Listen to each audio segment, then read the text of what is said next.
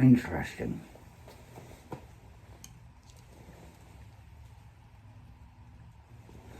How we take things that have been written in history and change them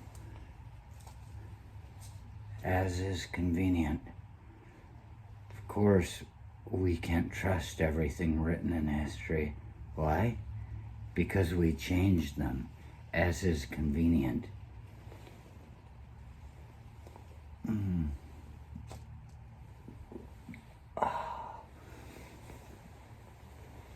I just saw some clip from 1987 with Trump, who's a very lucid individual at that time.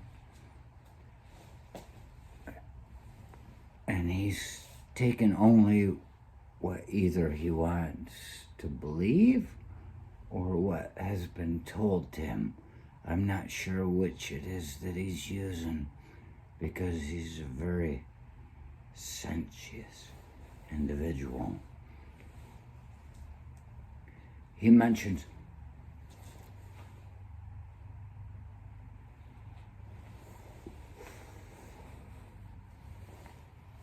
talking in 1987, I think it was December, how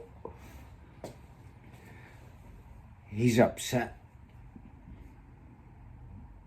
He says it with a smile, but he's obviously upset.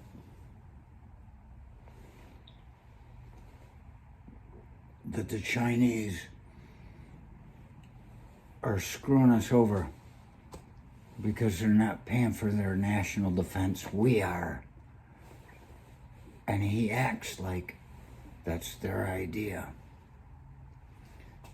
But it's wrong, according to what I learned in an East Asian modern history class at Michigan State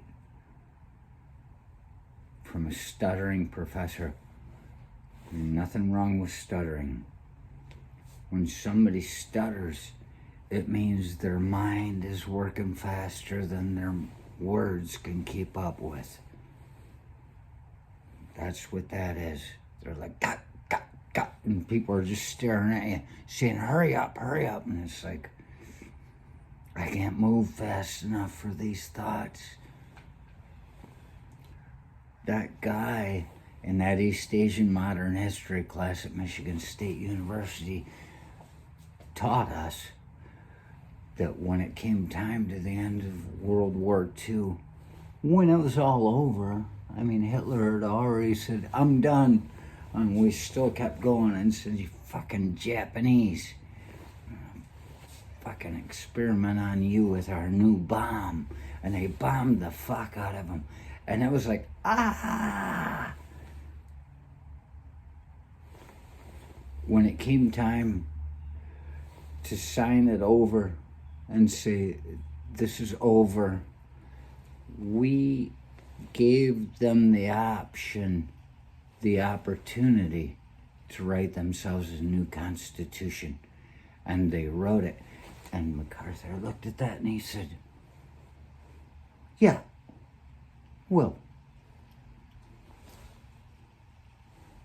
thanks for trying. Sorry we made you waste your time, but we already knew what we were going to do. We took away your emperor. We took his divination away. The people who they thought was a god, we said, you have to accept he's just a person, which he is. But he was a person probably a little bit bigger than your average guy in Kroger's returning cans. Took that away. We took away their teaching, the way they taught their children. We took away their army, their military. I would say Navy. If you're gonna pick something, one of the militaries for the Japanese, it would have been their Navy. Look at Fukuzawa Yukichi and how he came to the U.S. and learned how to make warships, and they welcomed him. And then he came back.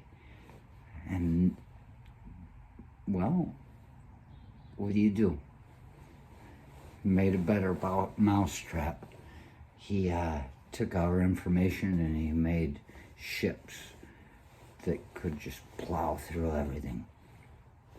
Nations. And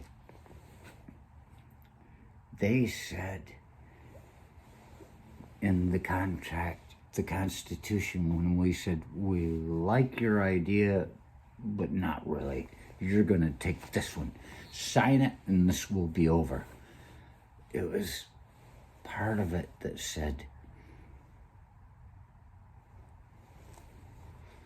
you cannot have a military anymore. We will cover your expenses, because we were afraid of their military because they were good. And so we, in their Constitution, made them give up their military. They had still to cover for their national defense, but not for going out in the world. And there's this guy saying, yeah, they're taking advantage of us. They're making us pay for, well, we pushed that on them. So you gotta know who it is that's making things the way they are.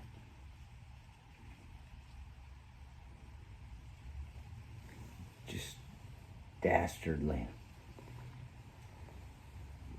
So easy to change history. We took everything away from their people after we destroyed them. And then, after destroying them, we gave them state-of-the-art equipment to rebuild while we were working in the Stone Age with our industry. And then we wonder why they got so much better than we did. I'll tell you why they got so much better than we did. Because we fucked them up so bad, we felt guilty, and we gave them everything, thinking that they would believe they owed us.